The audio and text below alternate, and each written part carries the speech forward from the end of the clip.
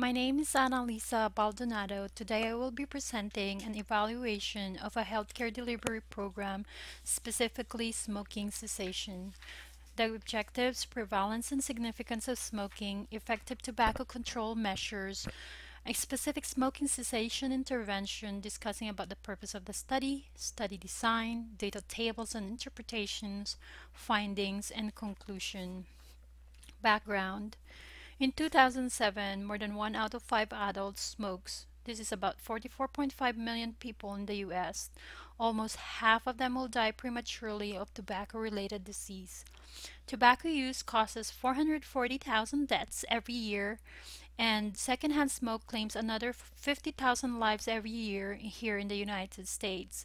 Currently, 1 out of every 5 high school seniors smokes, and most of them will become adult smokers. On top of the lives lost to tobacco, the financial losses amount to billions of dollars. Lost work productivity as a result of death from tobacco use is more than $92 million annually. Both the private and public healthcare expenditures for smoking-related health conditions are estimated to be $89 billion per year. I meant $89 billion per year. The Social Security Administration pays between $0.6 and $3.7 billion in survivor insurance to children who have lost a parent to smoking-related death. What are the effective tobacco control measures? Support comprehensive state tobacco control programs, increase excise taxes, strengthen smoking restrictions, limit youth access to tobacco products, intensify prevention interventions, and lastly, increase smoking cessation interventions. What are the best practices? The first one features different policies and strategies most likely to be effective in preventing tobacco use and addiction among young people. The second one, which is a research study, examines how two executional characteristics of anti-smoking advertising may interact with other relevant advertising features to affect youth comprehension, appraisal, recall of, and engagement with anti-smoking ads or anti-smoking advertisements that are not alike in their ability to engage youth. These advocates who are attempting to develop increasingly successful anti-smoking campaigns should consider the executional characteristics of proposed ads. And the last article, it addresses repeated counseling. This analysis makes repeated clinical tobacco cessation counseling. This is one of the 3 most important and cost-effective preventive services that can be provided in medical practice. Greater efforts are needed to achieve more of this potential value by increasing current low levels of performance. Now, the study that I'll be talking about is the influence of message framing, intention to quit smoking, and nicotine dependence on the persuasiveness of smoking cessation messages. What are the hypotheses? It is shown in this slide. High intention of quitting and high level of nicotine-dependent smokers are more effectively persuaded by a negative message. Second hypothesis, high intention of quitting and low level of nicotine-dependent smokers are more effectively persuaded by a positive message frame. And the third one is low intention of quitting and high level of nicotine-dependent smokers are more effectively persuaded by a positive message frame. Lastly, low intention of quitting and a low level of nicotine-dependent smokers will not be persuaded anymore by a negative message than a positive message frame. Where is the study setting and participants? It is in Amsterdam, Netherlands in October of 2005. The mean age is 21.7 years old, and 63% are female and 37% were male. The average number of cigar per day is 11.4. Participants were randomly assigned to one of 2 groups. Group 1, they would read the smoking cessation message with benefits of quitting, which is a positive frame. And Group 2 will read smoking cessation message with with information about the cause of quitting, which is a negative frame. What is the study design? It is an online questionnaire on two separate occasions with 3 weeks in between, wherein subjects were given $8 in filling out both questionnaires. The respondents were evenly distributed in a positively and negatively framed message condition, and in the two message conditions, they did not differ in age, gender, number of cigarettes smoked daily, or pre-message quitting intention.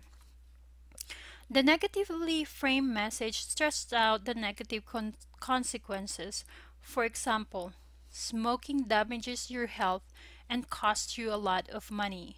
Positively framed message example is quitting smoking improves your health and saves you a lot of money. What are the measures? Respondents were asked to respond to the statement, I plan to quit smoking within the next 3 months on a 7-point scale ranging from very unlikely to very likely. The attitude towards smoking cessation was measured on a 7-point scale with 4 semantic differential items, and the respondents' perceived behavioral control was measured with 2 questions, wherein both questions were answered on a 7-point scale from none at all to very much. The scores from both measures were averaged to give a measure of perceived behavioral control. Continuation of measures. With regards to nicotine dependence, the respondents used 2 questions which formed the heaviness of smoking index. Because many respondents smoke only a few cigarettes per day, the coding of the variables was slightly adapted to take into account the variation among the large group of light smokers. First, respondents were asked to give an indication of the average number of cigarettes they smoked per day. This was coded into 5 categories. And then in second, respondents were asked to give an indication of the average time between waking up and smoking their first cigarette. There was a combined scale that was constructed by adding both variables. What were the results? In the table shows the mean score for intention to quit smoking was 2.85 on a scale from 1 to 7. The mean score for nicotine dependence was 1.18 on a scale from 0 to 4. Majority of smokers has a low intention of quitting or a low level of nicotine dependence. There appeared to be a positive bivariate relationship between perceived behavior control and quit intention, and also between attitude towards smoking cessation and quit intention. Now we go to regression analysis. A negative bivariate relationship was found between nicotine dependence and perceived behavioral control, and to a lesser extent between nicotine dependence and quit intention. People with a high level of nicotine dependence obviously perceive quitting as more difficult. With regard to the stepwise regression analysis that were conducted, it was to examine the hypothesized 3-way interaction between message frame, nicotine dependence, and intention to quit smoking. First step was a main effects only model was estimated in order to prevent multicollinearity problems at later steps. The variables that measured pre-message intention and nicotine dependence were centered. In the second step, all two-way interaction terms between message frame, pre-message intention, and nicotine dependence were added. And finally, in the step 3, three-way interaction term between these 3 variables was added. Continuation of regression analysis. In the next slides, which is table 4, will show the under-standardized coefficients of the regression of intention and perceived behavioral control. Thus, the unstandardized regression coefficient of the last step are shown, as well as the increase in explained variance for each step. To further understand the result, the simple slope of the regression of the dependent variables on message frame were estimated at high and low levels of pre-message intention and nicotine dependence. The results of this analysis are reflected in figures 1, 2, and 3. As we go on deeper, I'll be discussing about the post-message intention to quit smoking, which is primarily determined by pre-message intention, no significance on the main effect of message frame on quit intention, and variance of post-message quit intention. If nicotine dependence is higher, then the effect of pre-message intention to quit and post-message intention to quit was smaller. There's no significance on two-way interactions, including message frame. The significant three-way shows effect of message frame depends on interaction between nicotine dependence and pre-message intention. With figure 1, which shows a three-way plots interaction of the message framing.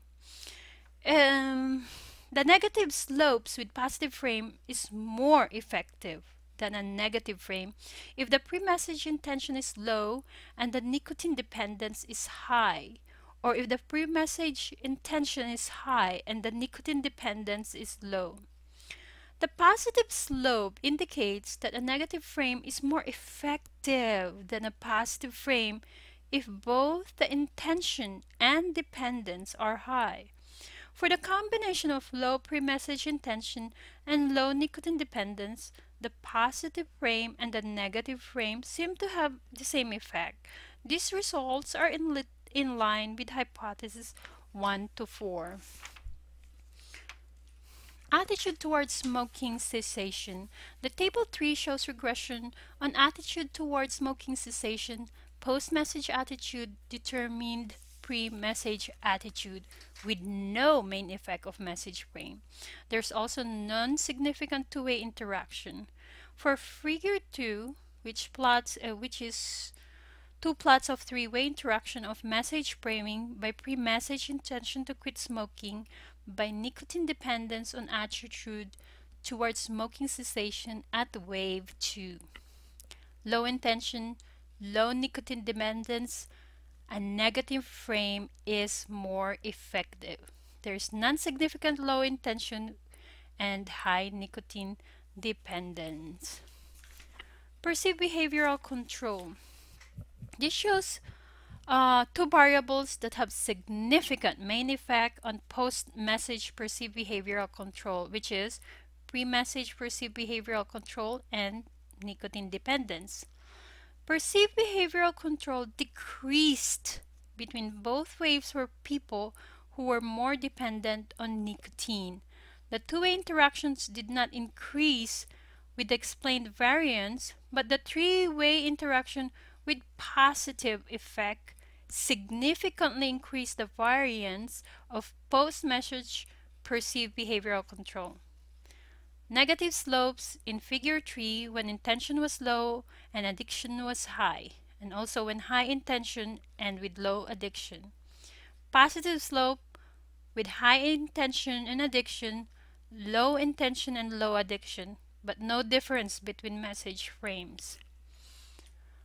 What are the findings? Smokers with intention to stop and with high level of nicotine dependence are effectively persuaded by negatively framed message than a positively framed message. Pre-message intention to quit smoking was low, or nicotine dependence was low, then a positive frame was more effective than a negative frame from 2 out of 3 measures. Pre-message quit intention was low and nicotine dependence was also low. There's no difference between the effects of the frames on quit intention.